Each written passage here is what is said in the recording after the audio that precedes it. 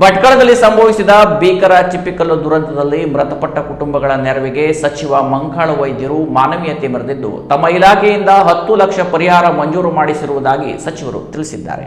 ಈ ಜಲ ದುರಂತದಲ್ಲಿ ಕುಟುಂಬದ ಆಧಾರ ಸ್ತಂಭಗಳನ್ನು ಕಳೆದುಕೊಂಡ ಸಂತ್ರಸ್ತರಿಗೆ ತಕ್ಷಣ ನೆರವಾಗುವ ಉದ್ದೇಶದಿಂದ ಈ ಕ್ರಮ ಕೈಗೊಳ್ಳಲಾಗಿದೆ ಎಂದು ತಿಳಿಸಿದ ಸಚಿವ ಮಂಕಾಳ ವೈದ್ಯರು, ದುರಂತದ ಬಳಿಕ ಮೃತರ ಮನೆಗಳಿಗೆ ಭೇಟಿ ನೀಡಿ ಕುಟುಂಬ ಸದಸ್ಯರಿಗೆ ಸಾಂತ್ವನ ಹೇಳಿದ ಸಚಿವರು, ಬದುಕಿನ ಸಂಕಷ್ಟದ ನಡುವೆ ಸರ್ಕಾರ ಮತ್ತು ಸಮಾಜ ಸಂತ್ರಸ್ತ ಕುಟುಂಬಗಳ ಜೊತೆಗೆ ನಿಲ್ಲಬೇಕಾಗಿದ್ದು, ಇದಕ್ಕೆ ತಾವು ಬದ್ಧರಾಗಿದ್ದೇವೆ. ಈಗಾಗಲೇ ಸರ್ಕಾರದಿಂದ ತಲಾ 5 ಲಕ್ಷ ಪರಿಹಾರ ಮಂಜೂರಾಗಿದ್ದು, ಅದಕ್ಕೆ ಹೆಚ್ಚುವರಿಯಾಗಿ ತಮ್ಮ ಇಲಾಖೆಯಿಂದ 10 ಲಕ್ಷ ನೆರವು ಬಿಡುಗಡೆ ಮಾಡಲಾಗಿದ್ದು, ಒಟ್ಟು 1,65 ಲಕ್ಷ ಪರಿಹಾರ ನೀಡಿದಂತಾಗಿದೆ ಎಂದು ಅವರು ತಿಳಿಸಿದರು.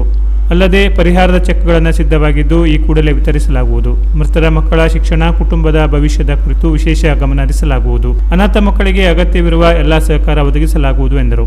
ಈ ದುರಂತದಿಂದ ಪಡುಶಿರಾಲಿ ಗ್ರಾಮದಲ್ಲಿ ಇನ್ನೂ ದುಃಖದ ವಾತಾವರಣ ಮುಂದುವರೆದಿದೆ. ಗ್ರಾಮಸ್ಥರು, ನಾಮಧಾರಿ ಸಮಾಜ ಬಾಂಧವರು ಸಹ ಮೃತರ ಕುಟುಂಬಗಳ ನೆರವಿಗೆ ಮುಂದಾಗುತ್ತಿದ್ದು ಮಾನವೀಯತೆ ಮೆರೆಯುತ್ತಿದ್ದಾರೆ ಎಂದು ಸಚಿವರು ತಿಳಿಸಿದ್ದಾರೆ.